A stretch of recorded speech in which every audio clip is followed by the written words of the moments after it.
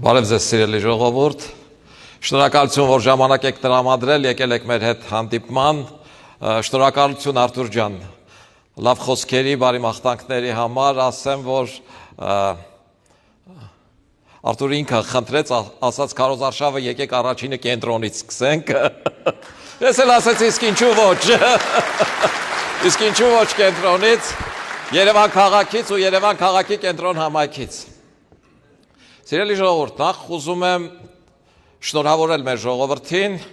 առաջիկա ընտրությունների կապակցությամբ ու քարոզարշավի առաջին օրվա կապակցությամբ։ Ինչումն է շնորհավորելու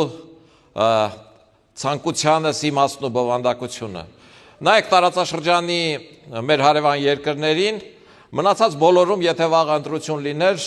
միանգամից կարող էինք ասել, թե ով է դառնալու այդ երկրի համար մեկ դեմքը։ Ասենք Ադրբեջանում ակնհայտ է, որ պիտի Ալիևը լինի, Վրաստանում Իվանիշվիլին, չգիտեմ, Թուրքիայում պիտի լինի Էրդողանը, Հայաստանը միակ երկիրն է, որտեղ որևէ մեկը չի կարող ասել վաղ ով է լինելու Հայաստանի պետության առաջի դեմքը, որովհետև դա ընտրելու է Հայաստանի Հանրապետության ժողովուրդը։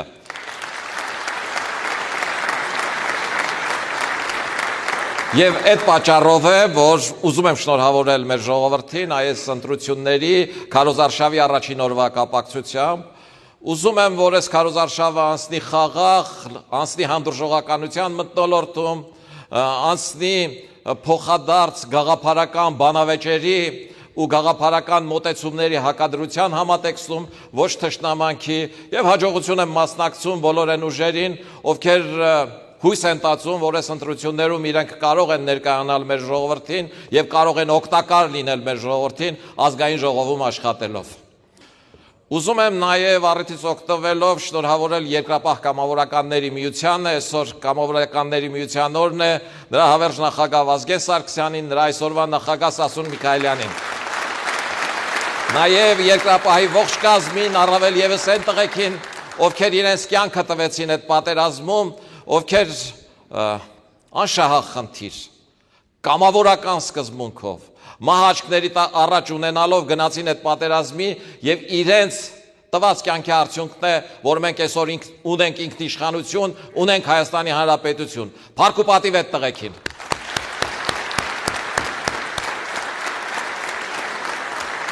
Հիմա մեր մասին, մեր հավաքի մասին։ Ինչու համար ենք մենք մասնակցում այս ընտրություններին եւ ինչով ենք տարբերվում մենք մնացած կուսակցություններից։ Մենք ունենք անցյալ։ Մենք անցել ենք Հայաստանի Հանրապետության, երրորդ հանրապետության կերտման ողջ ճանապարհով։ Մենք ունենք նպատակներ ու իղձեր։ Հանրապետություն կուսակցությանը ընտրել է պետք, որտեղ հանրապետություն կուսակցությունը խոսում է հաղթանակից։ Մենք առաջարկում ենք հաղթանակ։ Եվ այդ հաղթանակը առաջարկում ենք անարյուն, առանց պատերազմի, գիտելիքի, աշխատանքի, հմտությունների, հայ մարդու նվիրվածության վրա հենվելով։ Եթե առաջին պատերազմում մենք համախմբվեցինք ու խիզախությամբ հաղթեցինք, այս երկրորդ պատերազմում պիտի հաղթենք մեր տնտեսությամբ, պիտի հաղթենք մեր երկիրը հզորացնելով, պիտի հաղթենք մեր ինքնությունը հաստատելով, մեր պետության արժեքները, եկեղեցի, բանակ, պետություն, դրոշ, զինանշան, այս ամեն ինչը կարևորելով ու համախմբելով։ Հնարավոր է անարյուն հաղթել, իհարկե հնարավոր է։ Տեսեք մնացած բոլոր քաղաքական կուսակցությունները խոսում են այսօրվանից, ներկայից, հարկերը կեժանացնենք, այս կանենք, այն կանենք, մենք խոսում ենք ապագայից, մենք ասում ենք, որ կհաղթենք այն ժամանակ, երբ որ 10 տարի հետո Հայաստանի Հանրապետության բյուջեն կդառնա 80 միլիարդ, երբ որ Հայաստանի տնտեսությունը ամբողջությամբ ոտքի կանգնած կլինի, երբ որ Հայաստանի Հանրապետության քաղաքացին կստանա արժանապատիվ աշխատավարձ ու կունենա բարեկեցիկ կյանք, հնարավոր է հասնել դրան, իհարկե հնարավոր է։ Ավելին մենք ասում ենք, որ մեզ ընտրելու պարագայում 5 տարի հետո Հայաստանի Հանրապետությունը կարող է ունենալ 45 միլիարդ բյուջե, որը 2 անգամ ավել է Ադրբեջանի այսօրվա ունեցած գործող բյուջեից, ու այդ պարագայում է, որ ծնելիությունը կավելանա, որ աշխատատեղերը կավելանան, այդ պարագայում է, որ Ադրբեջանի նախագահը մեր հետ չի խոսի անկլավներից կամ սահմանազատման որ մասից սկսելուց։ Կարող ենք անել, իսկ ինչի ոչ։ Ինչի չենք կարող։ Ինչու երկրորդ համաշխարհային պատերազմից հետո գերմանացի ժողովուրդը, ճապոնացի ժողովուրդը կարողացան, իսկ մենք չենք կարող։ Եթե ոմանց թվում է, որ ճապոնացի ժողովուրդը առաջին անգամ իր երկրի վրա ատոմային ռումբ կիրառելուց հետո, երբ որ չգիտեին, թե այդ ճառագայթումը մինչև ուր է հասնելու, ողջ են մնալու, թե մեռնելու են, կարողացան ոտքի կանգնել, ու դա նրանց շեղ աչքերի պատճառով է, ապա չարաչար սխալվում են։ Աչքերի շեղությունը, մաշկի գույնը, լեզուն որևէ կապ չունի։ Կապ ունի նվիրվածությունը, հայրենիքը սիրելը, նպատակադրվածությունը։ Ու այս առումով մեր ժողովուրդը որևէ ժողովրդից պակաս չի։ Հայ մարդուց աշխատասեր մարդ չկա, հայ մարդուց հնարամիտ մարդ չկա։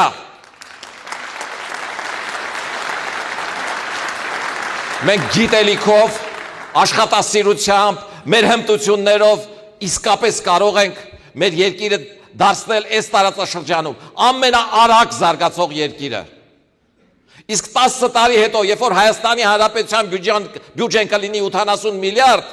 ոչ միայն Ադրբեջանը, այլև Թուրքիան մեր հետ ուրիշ լեզվով կխոսի, որտեղ Թուրքիայի բյուջեն 100 միլիարդի կարգի է, որտեղ մենք արդեն համազոր ենք, նայեք հարևան Իսրայելին, 110 միլիարդ բյուջե ունի, իր հարևանների հետ փոխհարաբերություններում ինչպես է իրեն պահում, այս տարածաշրջանի փոխհարաբերություններում 90 միլիոնանոց Իրանի հետ ինչպես է իրեն պահում։ Կարող ենք մենք էլ այդպեսին դառնալ, իհարկե կարող ենք։ Այս ամեն ինչին հավատալ է պետք, այս ամեն ինչին նվիրվել է պետք, այս ամեն ինչի հետևից կպած գնալ է պետք ու անել է պետք։ Մանավանդ աշխարհը իր դռները բացել է մեր առաջ, աշխարհը հնարավորություն տվել է մեզ, աշխարհը իր ներկայությամբ Հայաստանում ու ստորագրված փաստաթղթերով այդ հաստատում է, այդ հնարավորությունը մենք ունենք, օգտվել է պետք։ Հիմա կասեք, այ այդ հնարավորություններից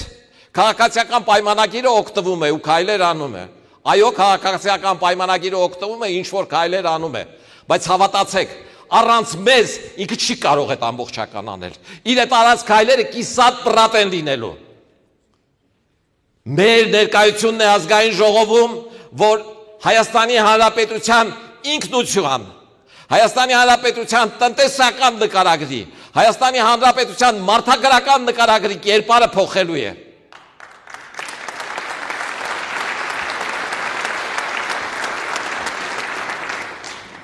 Այս ամենը ասելով, ես ոչ թե հայ մարդուն վախեցնում եմ, թե գիտեք, եթե մեզ քվե չտակ, այս բաները չի կատարվի։ Ընդհակառակը, ես հայ մարդուն ասում եմ, որ այ մեզ քվե տալով դուք ես հույս ունենալու եք, իսկ մենք կպած աշխատելու ենք, որ այդ հույսը իրականություն դառնա, որովհետև ես գիտեմ, որ մեր ժողովուրդը հաղթանակ է ուզում, միևնույն է, ինքը հաղթանակ է ուզում։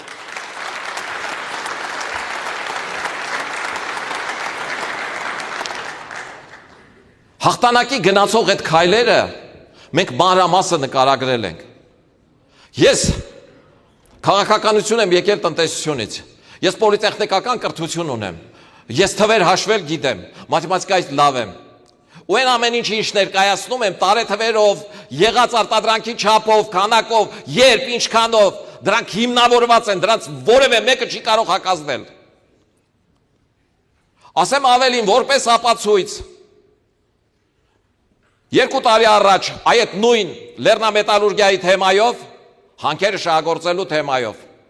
պանելային քննարկում էր, որին մասնակցում էր կառավարության փոխվարչապետ Մեհեր Գրիգորյանը։ Եվ Մեհեր Գրիգորյանը ներկա բոլոր լրատվամիջոցների տեսախցիկների առաջ ասաց, որ Արամ Սարգսյանի այդ տեսակետին հակադրվելը անիմաստ է եւ անհնարին։ Որտեւ ինքը գիտի այդ թվերը։ Որտեւ ես էլ գիտեմ այդ թվերը, որտեւ ես շատ պարզ բան եմ ասում։ Ասում եմ, որ Հայաստանի միայն քաջարանի հանքավայրը կարող է տարեկան 1 միլիոն տոննա խտանյութ արտադրել։ Բայց ես չեմ ասում ամեն ինչ անենք քաջարանով միայն։ Ես ասում եմ, որ քաջարանը, Ղափանը, Ագարակը, Թեղուտը, Այս 4-ը միասին, հլեն մանրերին չեմ ասում, այս 4-ը միասին 4 տարում կարող են հասնել այն մակարդակի, որ 5-րդ տարում Հայաստանը արտադրի 1 միլիոն տոննա խտանյութ։ Ասեմ, որ 2017 թվականին Հայաստանը 400,000 տոննա խտանյութ արտադրել է։ Այդ ամենալավ ցուցանիշն է եղել։ Բայց ես վստահաբար եմ ասում, որ ներդրումների այն հնարավորությունը միզերային, որը պիտի դրվի այս ձեռնարկությունների վրա, որի դնողները կան, որտեղ պղնձի պահանջարկը կա, որտեղ մոլիբդենի պահանջարկը կա, որտեղ շուկայում դրա բացը կա, որովհետև պահանջարկը օր-օրի աճում է, ներդրողները կան։ Հետևաբար այդ ներդրումների պարագայում 5-րդ տարում Հայաստանը կարող է արտադրել 1 միլիոն տոննա պղնձի խտանյութ։ 1 միլիոն տոննա պղնձի խտանյութը այսօրվա գներով, նույնիսկ Հայաստանում չձուլելու, ուղղակի որպես խտանյութ վաճառելու պարագայում 26-ից 30% խտությամբ։ Նույնիսկ այդ պարագայում Հայաստանի համախառն ներքին արդյունքը կրկնապատկվելու է 4 անգամ։ 4 անգամ ավելանալու է։ Իսկ տնտեսագիտությունն ասում է, երբ որ համախառն ներքին արդյունքը 4 անգամ մեծանում է, դրանից եկող հարկերի հաշվին պետական բյուջեն ավելանում է 5 անգամ։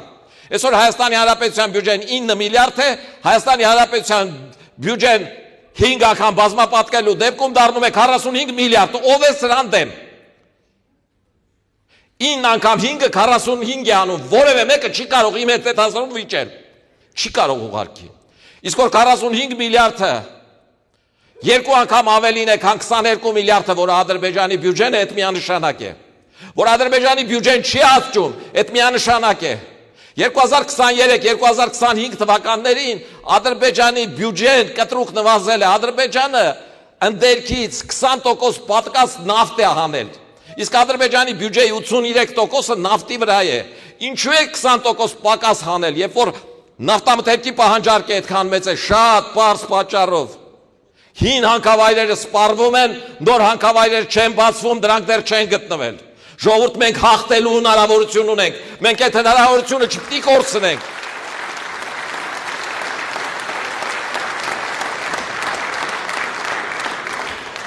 Ես էլ չեմ խոսում բազալտաթելերի մասին, որտեղ մարդը, ով այդ բազալտաթելերի գործարանը հիմնադրել է, այդ այն տնօրենների ժամանակ, որ մենք տնօրեն ենք, այդ մարդը այս երկրի ամենաառաջադեմ մտածող տնօրենն էր։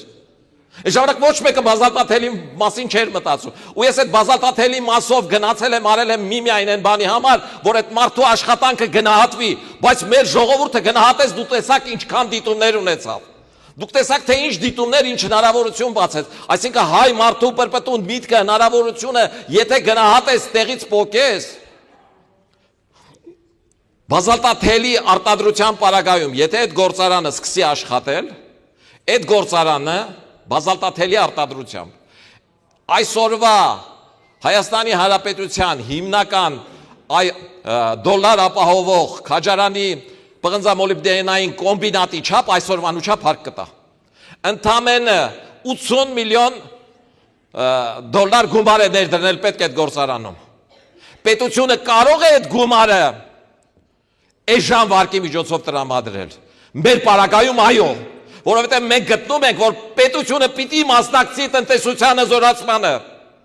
որտեղ մենք համարում ենք, որ պետությունը պիտի օժանդակի իր երկրում արդյունաբերության ոտքի կանգնելուն, որովհետև մենք արդյունաբերական հեղափոխությունը տեսնում ենք այդ համատեքստում, մենք չենք տեսնում Սաթիկ Տոտայի ՀԴՄ-ի կտրոնի հիման վրա հենված տնտեսություն։ Ես դեմ չեմ ՀԴՄ կտրոնին։ Ուղղակի դրանով երբեք Ադրբեջանին չենք անցնի։ Դրանով միշտ այս տարածաշրջանում մենք կունենանք ամենա երկրորդ կամ ասենք վերջի տեղից երկրորդ կամ երրորդ տեղը կզբաղեցնենք, ոչ ավելին։ Բայց Աստված մեզ չի նեղացրել, ժողովուրդ։ Աստված ընդհանրապես որևէ ժողովրդի չի նեղացրել, մեզ բացարձակ չի նեղացրել։ Մենք բնական եւ մարդկային մտավոր ռեսուրսների այնպիսի անսահման հնարավորություններ ունենք ու այնքան թափ տպված ենք օգտվում դրանից, որ այդ ոչ միայն անթույլատրելի, այլև մեղադրելի է։ Մեր գիտելիք ունեցող մարդիկ լքում են Հայաստանը, մեր լավ ձեռներեցները Հայաստանից գնում են եւ արտասահմաններում են ձեռքբերումներ հասնում։ Մենք մեր բնական ռեսուրսները տվել ենք օտարին, որը մեր ներքը քերում է։ Մենք մեր ջրային ռեսուրսներին ընդհանրապես տիրություն չենք անում։ Աշխարհը այսօր ջրի մեծ պահանջարկ ունի։ Հայաստանը իր լեռների, իր բնակլիմայական պայմանների հաշվին գարնան սկզբին 7-4 միլիարդ խորանարդ մետր ջուր է ունենում։ Հայաստանի քաղաքացուն բավարար է 2-2-ից 2.5 միլիարդը։ Հունիս ամսին արդեն գյուղացին ջրի խնդիր ունի։ Վիոլա ջուրը մի ամիս առաջ ասում էր սկսելու եմ գիշերները չմատակարարել։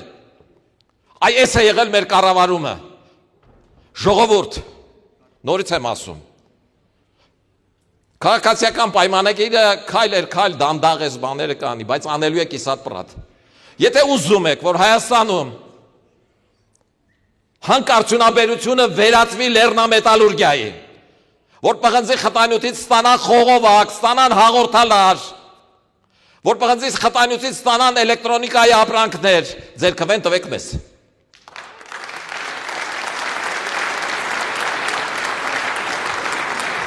Որովհետև այդ գումարները գալու են բյուջե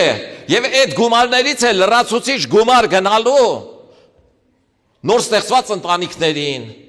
երկու զավակից ավել ունեցող մայրերին, ամեն ինչ սկսելու է այստեղից։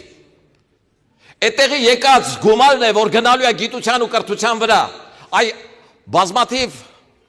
բնապահպաններ ինձ մեղադրում են։ Ասում են, տեսեք, դուք ասում եք հանքարդյունաբերությունը եւ այլը 1 միլիոն տոննա, այդքան պոչամբար, այդքան քիմիական նյութեր։ Ժողովուրդ ջան, ես շատ լավ գիտեմ, որ աշխարհի ամենաթանկ ապրանքը գիտությունն է, գիտելիքն է։ Այսօր ով նոր բան հորինեց, ինքը միանգամից 100-ապատիկ, 200-ապատիկ, ես 10-ապատիկից եմ ասում, բայց ինքը 200-ապատիկ եկամուտ է ունենալու։ Ստիվ Ջոբսը ձեզ օրինակ։ Այդ սմարթֆոնները հենց որ այդ էկրանները հորինեցին, դուք տեսաք Apple-ը ինչ արեց։ Առաջինը միշտ շահում է։ Գիտությունը, գիտելիքը ամենաթանկ ու ամենապահանջարկված ապրանքն է աշխարհում։ Դրա ցուցիչն է նաև Nvidia-ն, որը 5 միլիարդից 200 միլիարդից 5 տարում հասել է 5 տրիլիոնի գիտելիք վաճառելով, հանք չի օգտագործել։ Բայց գիտելիք ստանալը այդ թանկ հաճույք է։ Գիտելիք ստանալու համար պիտի ունենաս լավ դասախոսներ, պիտի ունենաս հրաշալի լսարաններ, լավ լաբորատորիաներ, որտեղ այդ ուսանողը ոչ թե Արքիմեդի փորձը սովորի, որ ջրավազանը մտնելուց ջուրը թափի ու կտասի Էվրիկա, այդ պիտի սովորի, բայց ինքը պիտի լողավազան ունենա, որտեղ կարողանա փորձ անել։ Այդ փորձերի արդյունքում արդյունք ստանալ, որ բարձրագույն կրթական ուսումնական հաստատությունը գիտական պատվերներ ստանա եւ այդ պատվերների համար ֆինանսավորում ստանա։ Մենք ուզում ենք այդ, այո ուզում ենք։ Ես դրա կողմնակիցն եմ, այո կողմնակիցն եմ, բայց ով է մեզ այդ գումարը տալու, որ մենք մեր գիտությունն ու կրթությունը զարգացնենք։ Եթե ինձ մեղադրող բնապահպանները ամենայն հարգանքով իրենց կասեմ որևէ երկիր, որում գիտության ու կրթության զարգացման վրա մի որևէ երրորդ երկիր բերել է փող է դրել, ես կլռեմ, կասեմ գնանք մենք էլ այդ երկրին։ Ցանկացած երկիր այդ գումարը դնում է իր երկրի գիտության ու կրթության վրա, որտեղ ցանկացած երկրում էլ հասկանում են, որ գիտելիքը ամենաթանկ ապրանքն է։ Հետևաբար մեր երկրի կրթական համակարգը փոխելու, գիտելիք արտադրելու, գիտությունը գերակաճյուղ դարձնելու համար գումար է պետք։ Այդ գումարը ուրիշ ոչ մեկը մեզ չի տալու։ Այդ գումարը ունենալու միակ հնարավորությունը մեր ունեցած բնական ռեսուրսները ճիշտ օգտագործելն է։ Այդ բնական ռեսուրսներից եկած գումարը մենք այս առաջի տարիներին պիտի ուղենք երկու տեղ։ Առաջին Հայաստանի Հանրապետության բանակի սպառազինություն, որևէ թուղթ, որևէ ստորագրած փաստաթուղթ, որևէ երկրի ներկայություն, մեր ինքնիշխանությունը ու խաղաղությունը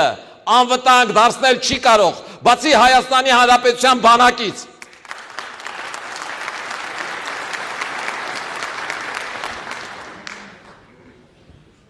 Հետևաբար Հայաստանի Հանրապետության տնտեսական լոկոմոտիվը տեղից շարժելու մի տարբերակ կա։ Հայաստանի հանքահումքային եւ մարդկային ռեսուրսները ճշգրիտ օգտագործելը։ Հայաստանի հանքահումքային եւ մարդկային ռեսուրսները ամբողջական օգտագործելը։ Հայաստանի ներքաղաքական դաշտում եղած փոխհարաբերությունները եւ մարդկային կապերը իրար նկատմամբ թշնամանքից համագործակցության վերածելը։ Կանենք այս ամեն ինչը, կկրկնենք Գերմանիայի եւ Ճապոնիայի օրինակը։ Եվ որևէ մեկը չի կարող այդ ժամանակ մեզ ասել, թե ձեր զինանշանի վրա ինչի Արարատ լեռը։ Արարատ լեռը մեր զինանշանի վրա է, որտեղ իմ սրտում է, ու այդտեղ էլ պիտի լինի, ու չի էլ կարող փոխվել։